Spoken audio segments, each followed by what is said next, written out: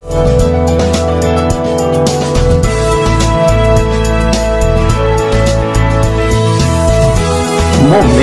da Palavra com o pastor Eurípides Venâncio. Você já se inscreveu em nosso canal no YouTube? Compartilhe com seus amigos e divulgue nossos vídeos. Mensagens de fé, reflexão, esperança e motivação.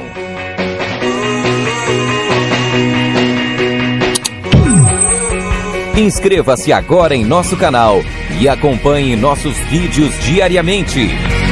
Se você for observar, quando há uma grande fome nas terras de Israel, nós vamos perceber algo importante por demais. O que acontece aqui?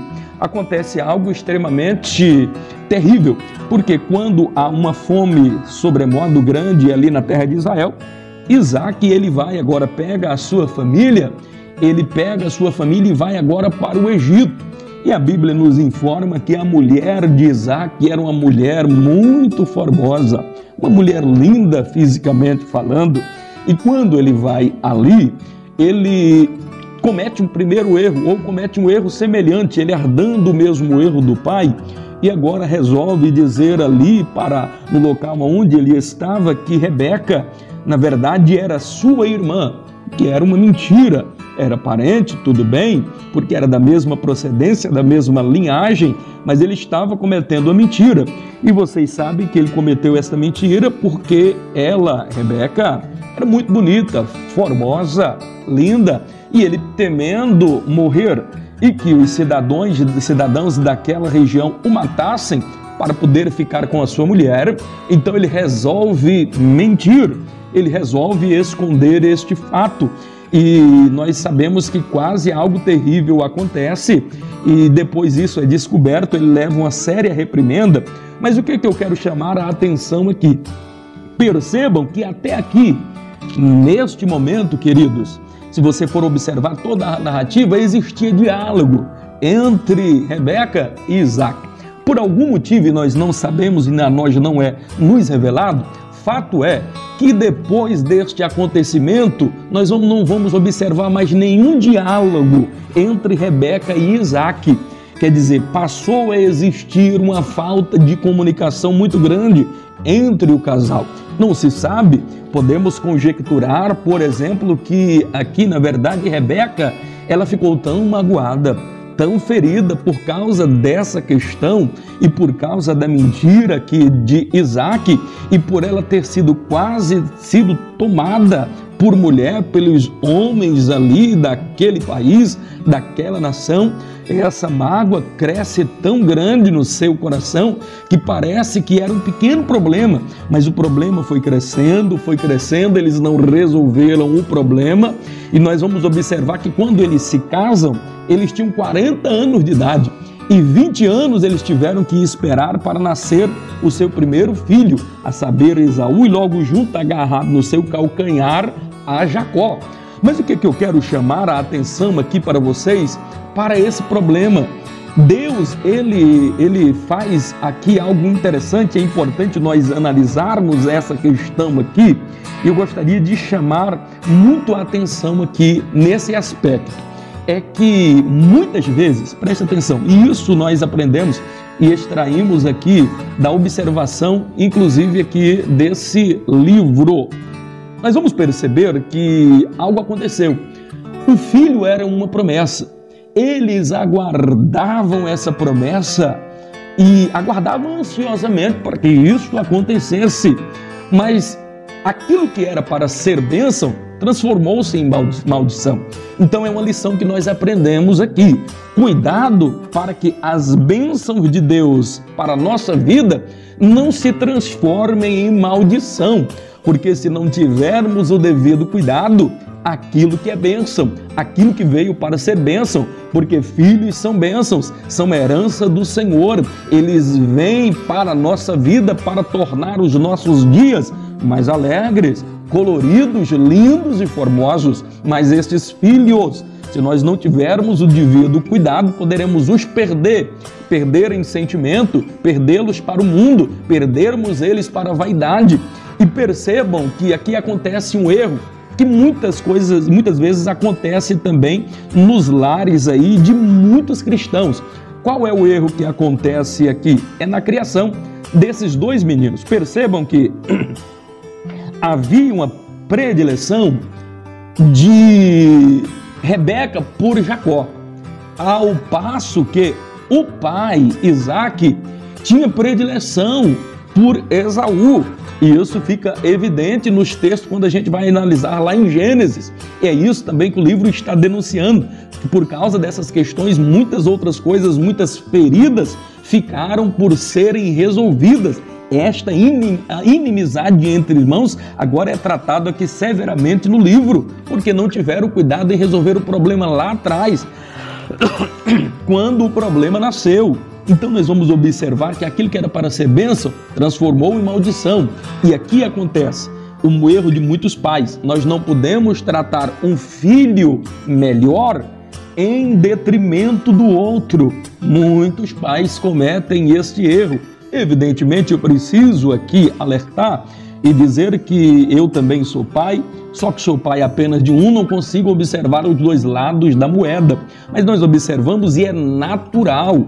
Eu percebo na criação que foi dada a nós, eu percebo na educação que é dada aos pais dos amigos que estão próximos da gente, que às vezes parece que um pai se identifica mais com o filho do que com o outro. E isso, às vezes, questão de afinidade é até normal. E existem afinidade. Às vezes um pai, ele se identifica mais com o filho, a mãe se identifica mais com o outro. Contudo, vale-se dizer, importante por demais destacar que isso jamais poderá se transformar em predileção de um em detrimento do outro, porque trará problema. A pessoa que se sentir aleijada nesse aspecto, ela vai crescer frustrada, revoltada com o pai ou com a mãe e assim por diante poderá causar muitos males. Ainda que um se identifique mais com o outro, precisa ficar evidente para os nossos filhos que nós os amamos de maneira iguais, ainda que os tratemos de forma desiguais, porque é difícil você tratar um filho da mesma forma do que o outro, porque um tem determinado tipo de dom, o outro tem outro tipo de predileção, que às vezes vai se identificar mais com o pai ou com a mãe. Então essas questões é natural. Agora, o que não é natural, um pai demonstrar mais amor, mais apreço, mais predileção por um filho em detrimento do outro. Poderá acontecer este terrível mal. E aquilo que era bênção transformou-se em maldição. Vocês conhecem a história que Rebeca, inclusive, vai enganar o seu marido, se junta com o seu filho mais novo, a quem ela amava. E o interessante é que ela que está tentando dar um jeitinho. O próprio Senhor, e aqui aprende uma outra lição, jamais nós poderemos lutar contra os desígnios de Deus ou tentar manipular os desígnios de Deus. Perceba no capítulo 25, no verso 23 de Gênesis, nós vamos observar que o próprio Deus disse que a criação dos filhos seria assim, que o mais velho serviria ao mais novo e que o mais novo subjugaria em excelência ao mais velho. Então existe aqui um limite claro. Então não é porque na verdade Rebeca queria, mas Deus já havia determinado. Antes, agora no momento do nascimento deles, o próprio Deus orientou a Rebeca, orientou a Isaque, que o mais novo teria predileção ou seria maior ou teria poder sobre, na verdade, das bênçãos em relação ao mais velho. Então perceba que Deus já havia estabelecido um desígnio, Deus já havia estabelecido a sua vontade. O que acontece? Não sabemos o motivo e a razão, os meninos vão crescendo, mas parece que Isaac esquece-se do que o próprio Deus havia advertido e falado.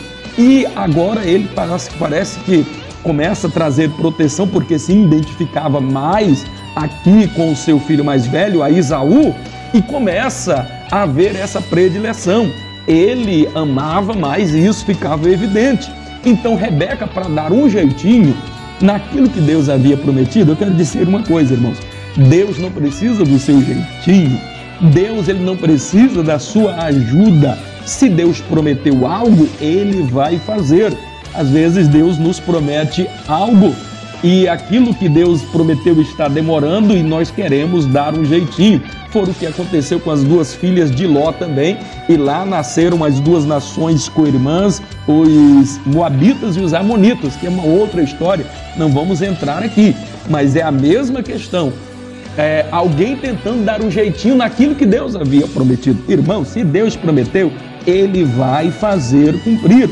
Mas essa mulher, ela quer dar um jeitinho aqui. E nesse jeitinho que ela tenta dar agora, ela acaba por trazer grandes e graves consequências. Então essa é a tônica aqui do livro de Obadias. Ele vai tratar a respeito dessa inimizade entre os irmãos e as consequências que isso trouxe. Nós sabemos que essa inimizade ela foi se perfazendo até os tempos bíblicos. A nação agora dos Edomitas, na verdade, eles vão se transformar em o povo edumeu. E inclusive nós percebemos que a família dos Herodes era lá da região da Idumeia.